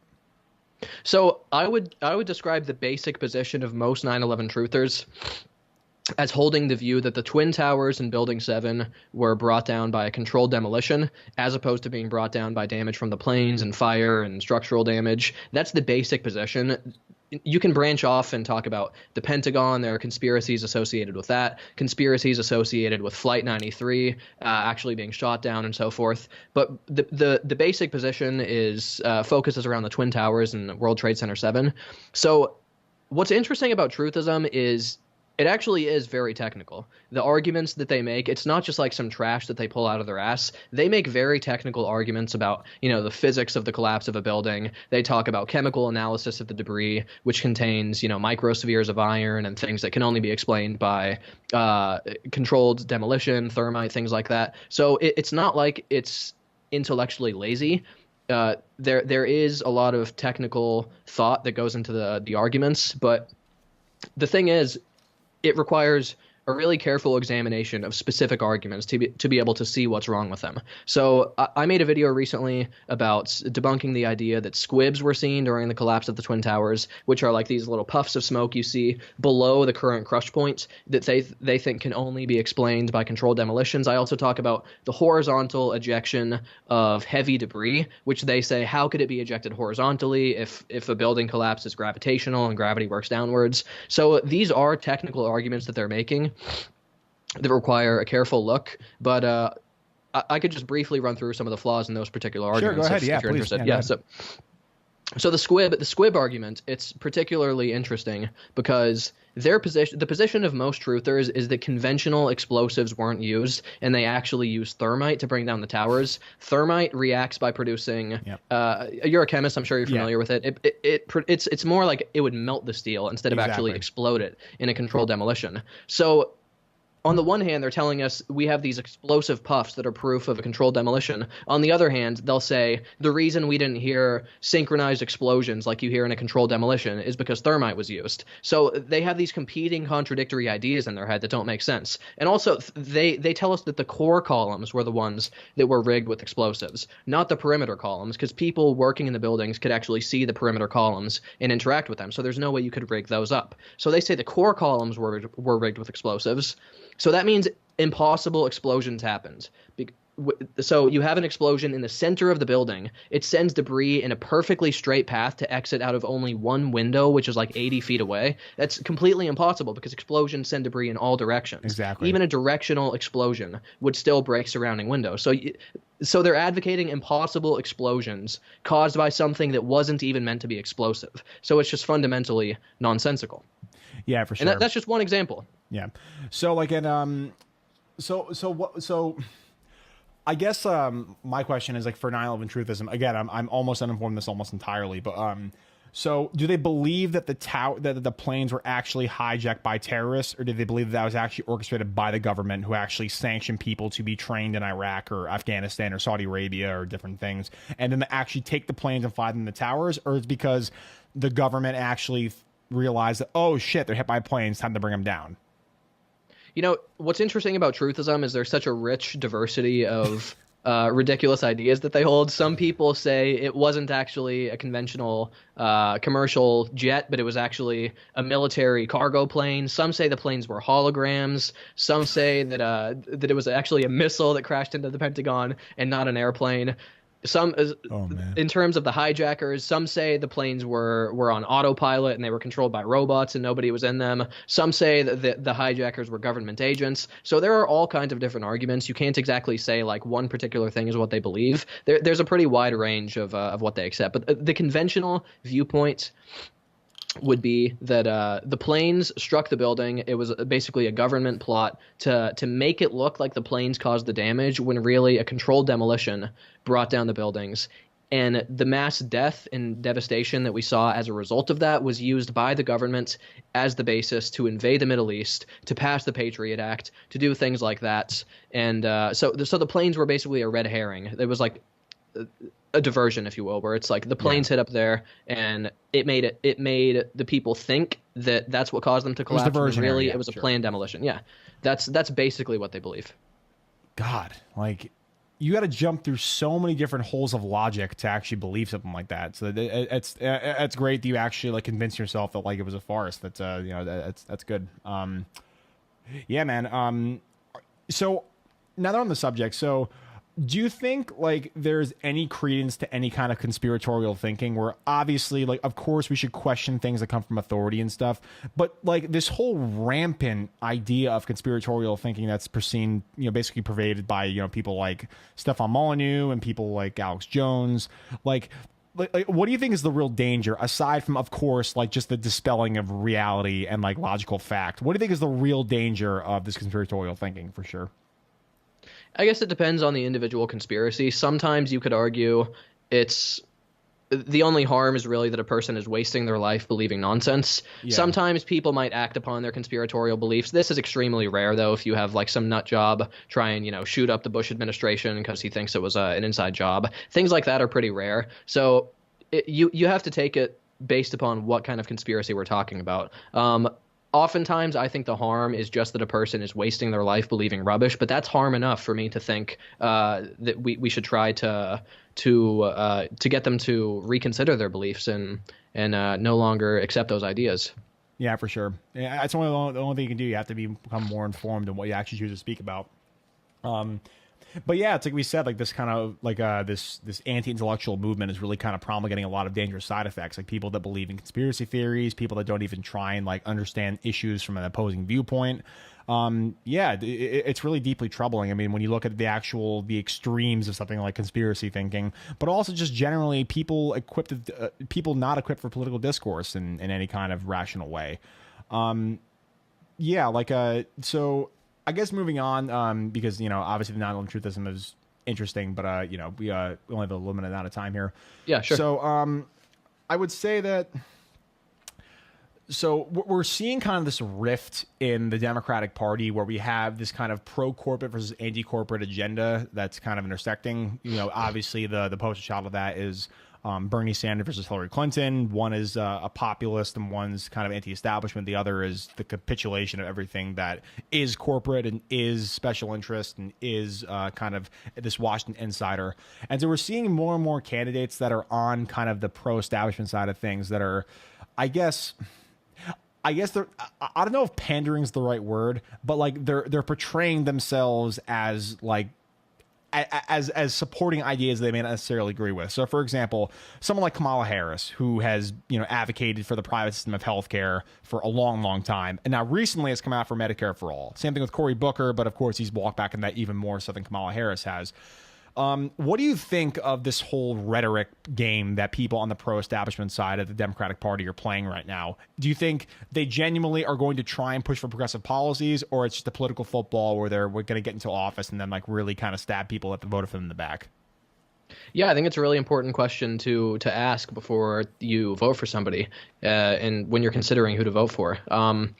It's hard to say because none of us can read minds, but yeah. I tend to lean.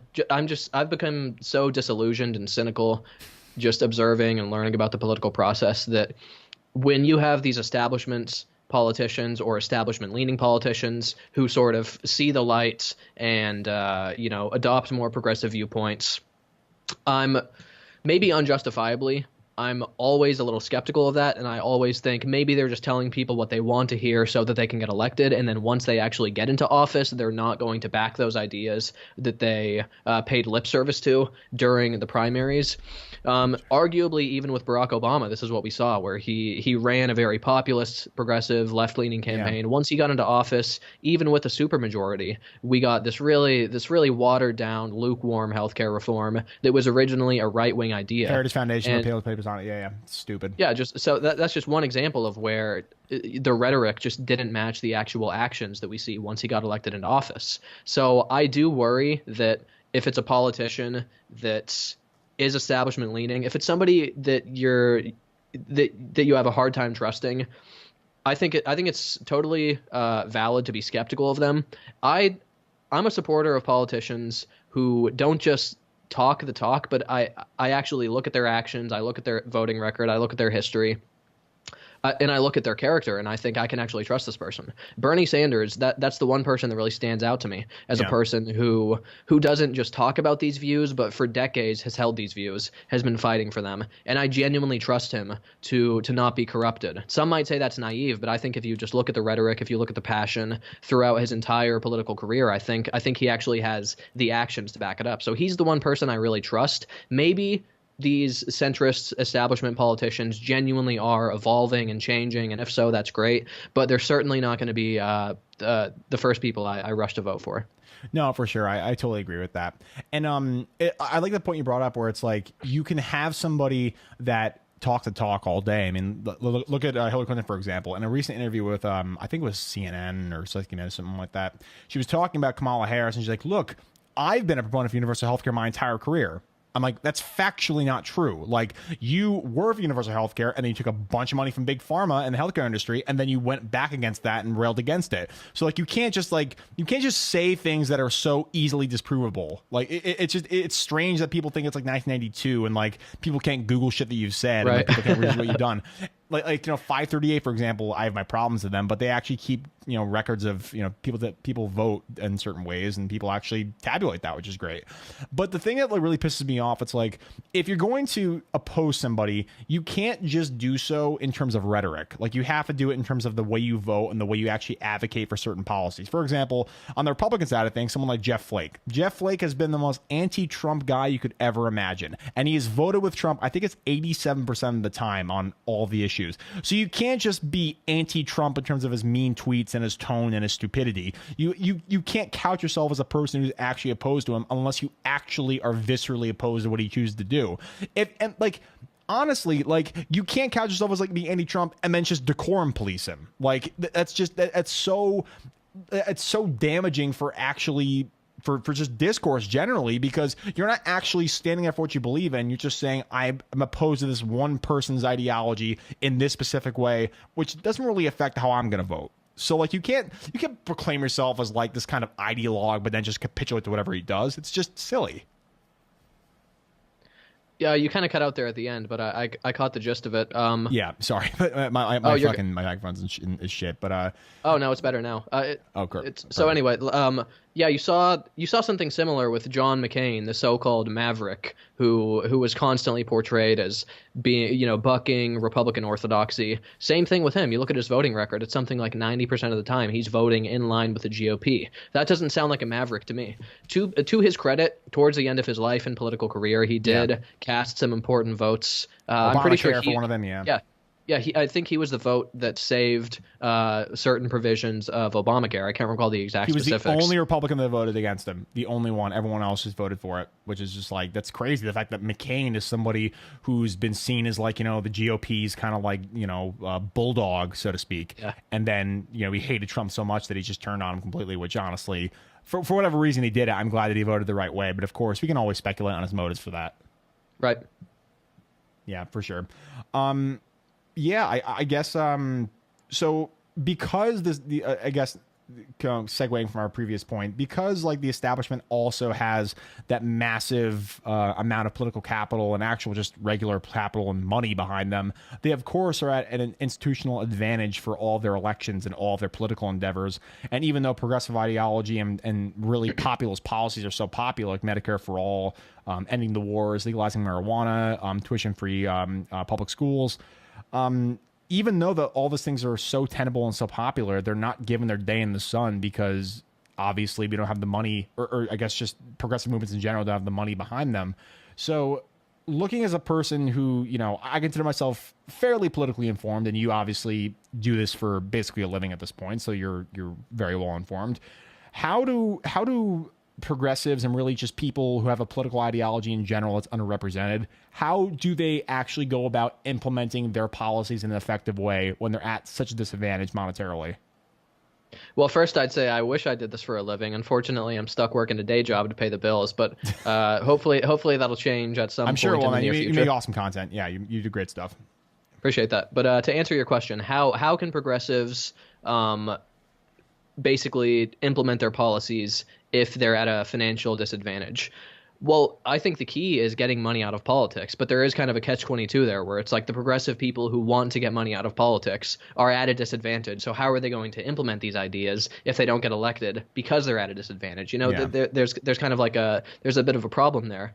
But I guess, what can we do except get big money out of politics? Because until we do, it's going to keep polluting our elections. It's going to keep corrupting candidates, and people are going to basically do the bidding of their donors. So that really is the solution. And it's not just like this isolated thing where, people often talk about money in politics in isolation, but it really does affect all political questions. Because whether we're talking about climate change, whether we're talking about regulations, whether we're talking about research being funded, whatever it is, these big money donors are impacting politicians and their votes on all of these different questions. So it really is one of the bedrock issues that we need to deal with. And I feel like there is some momentum. I feel like there's a lot of traction. I feel like people in this country are at an all-time high in terms of believing that political corruption is such a problem. And that's why we're seeing in presidential debates and primaries, you're seeing all of this populist rhetoric, all of this talk, even from people who clearly have been corrupted, like Hillary Clinton. I would argue she was corrupted by all of the big money donors and so forth. Even people like her, even people on the right wing during the primaries, they talk about the importance of getting money out of politics and so forth. So I feel like we are moving in this direction. We're also having a lot of far left candidates like Justice Democrats and our Revolution candidates. Many of them are starting to get elected. And on top of that, these establishment figures who are running for office, they're sort of adopting this rhetoric. Even if they don't believe it, they're paying lip service to the idea that we need to get money out of politics. So I feel like the momentum is there. So hopefully we will get to a point where we can clamp down on the influence of money in politics, because like I said, it's just so fundamental. Yeah, for sure. I totally agree with that. And at the end of the day, I mean, we can talk about any kind of rhetorical changes that we want, but really that's the big key at the end of the day, because unless we actually remove the incentive to become corrupt and to become a special interest kind of candidate, we're never going to see any kind of change ideologically with that party, for sure. And honestly, like you said, I mean, it should be a nonpartisan thing. It should be just generally in politics, people should get rid of it. But the problem is, a lot of people on the right benefit from having money in politics in a massive, massive way, because a lot of the special interests advocate for, skirting regulations. A lot of people that are in the fossil fuel industry would benefit tremendously if they were able to pay off people on the right wing to preach climate change denialism. And so, that's going to have a lot of people on the right wing, especially, kind of go against their own interests, because all of those groups really, well, not all of them, but a lot of them are really interested in keeping that kind of status quo where a minimal invasion of the government is really key for their kind of political prosperous career. Yeah, for sure. Totally agreed. Yeah. I mean, yeah, man, this has been great. I mean, we've been doing this for about 2 hours now, so I don't want to take up too much of your time, but any kind of last minute issues you want to talk about, or any kind of closing thoughts or anything? No, not really, man. It was a really good conversation. I think we covered a lot of important grounds. Definitely talked about a lot of interesting questions. I made a lot of the key points I wanted to make on the subjects. So I think it was a great conversation, and we should definitely do it again sometime. I guess I could plug my channel once again. Go ahead. Yeah, please. It's just A Skeptical Human. Just search A Skeptical Human on YouTube. You'll find me. So I actually release my content in 3 different ways. I have a website, theskepticalhuman.com, where I release a largely text version of my content for people who prefer reading, if it's quicker for you or whatever. And, I post appropriate images and graphs and so forth as necessary. I also release just like pure audio and podcast form, which you can get from iTunes, wherever you get your podcast, and YouTube. Just search A Skeptical Human, on Twitter at A Skeptical Human, and that's where you can find me. Awesome, man. Yeah, well, I mean, we definitely were aligned with basically everything that we talked about, and I really enjoyed this, man. You're a really conversational guy and super well informed, and you definitely are doing some awesome work, especially with climate change, but basically with all your channel. Big fan, and let's do this again sometime soon, man. For sure. Thanks again for having me. All right, Lone Chemist Podcast. This has been A Skeptical Human. His name is Anton, and check out his stuff. Seriously, it's great. Thanks a lot, man. See you later. Yeah, you too.